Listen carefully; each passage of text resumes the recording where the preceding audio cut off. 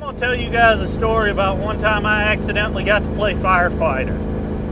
This was about 10 years ago. I was working in a semi-truck shop as a mechanic.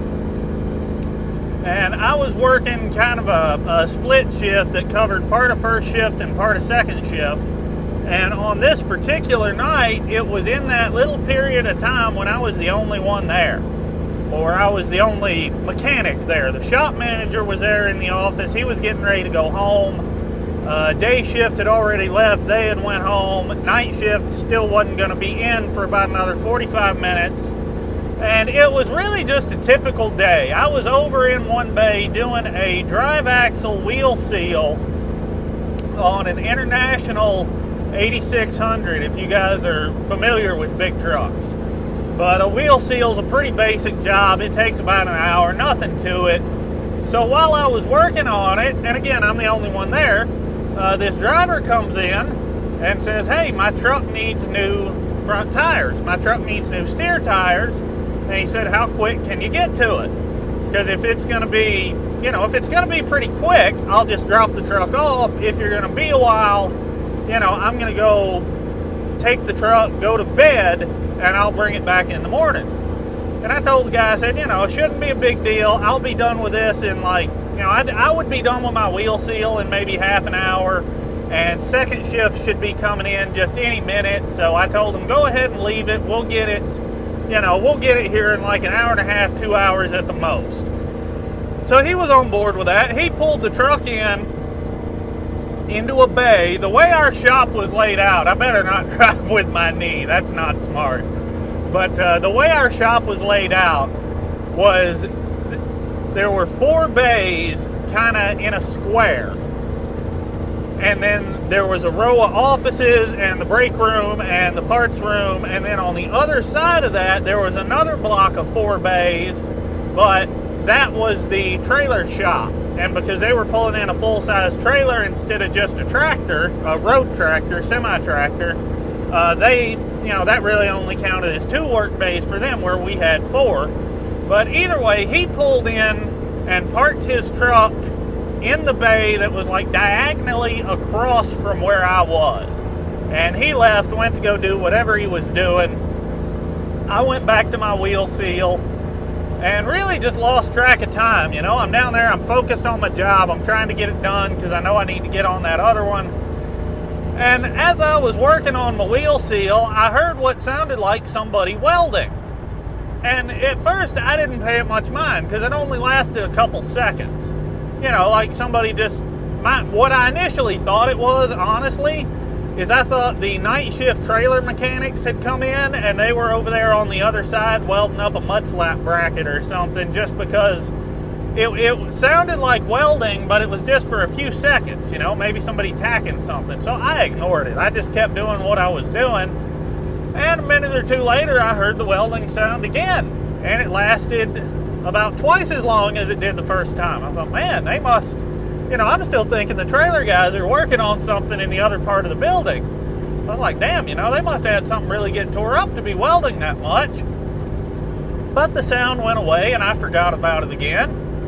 And then just a little bit later, it couldn't have been more than a couple of minutes, I heard this welding sound start a third time, and it just kept going. I'm like, man, that's, something's up. I got to go see what these boys are doing, because they, with our stick welder in that shop, you were not going to run a bead for more than 10 or 15 seconds at a shot, and this, I'd been hearing this noise for a good 30 seconds, 45 seconds at that point. So I stood up from where I was, because when you're doing a wheel seal, you're down working on the axle, you're behind the truck, you're down on the floor, you really can't see anything. And as soon as I stood up, I saw the truck that the driver had just dropped off for new steer tires.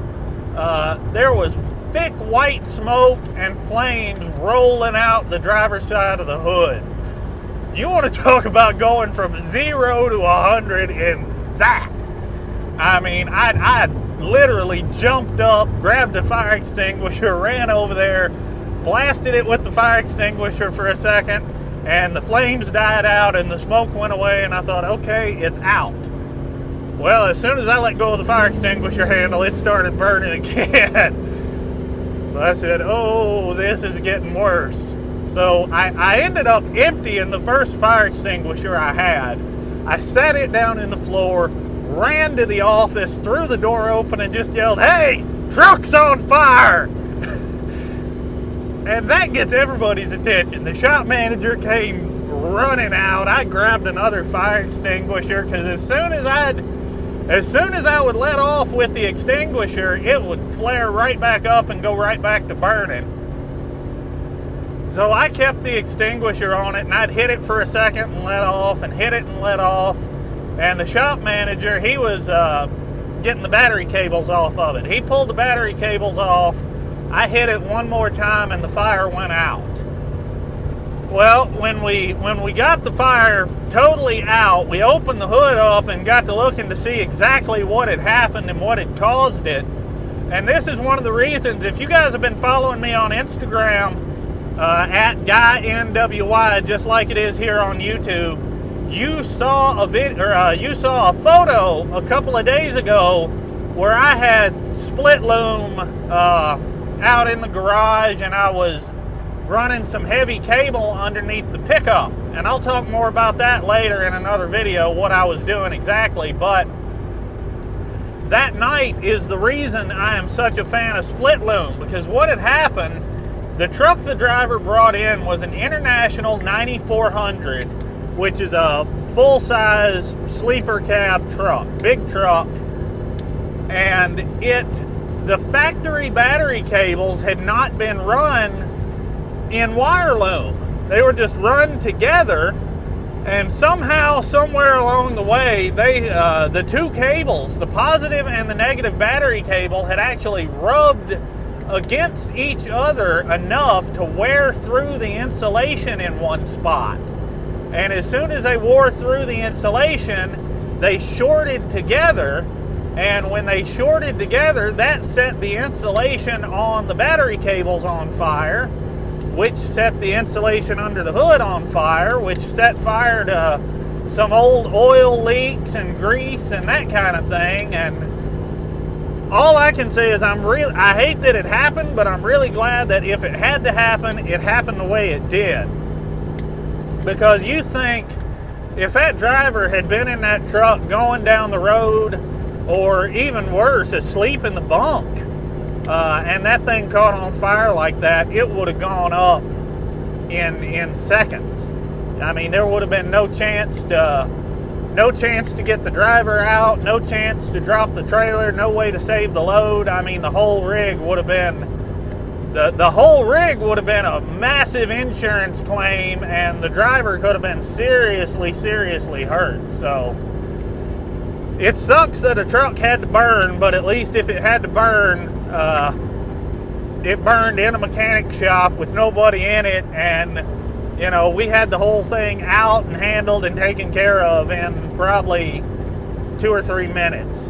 It seemed like forever when we were doing it. I mean, it seemed like I had a fire extinguisher in my hand for an hour, but it couldn't have been more than just a couple of minutes to dump one on it, yell for help, dump another one on it, and then actually get it put out.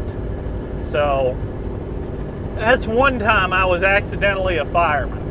This video, I can see I'm creeping up on the 10-minute mark, so I'm going to stop. But I got one more accidental fire truck story that I've always thought was pretty funny. I didn't think it was funny at the time, but it is now. So I'll make that another story time video. If this is your first time here, please subscribe.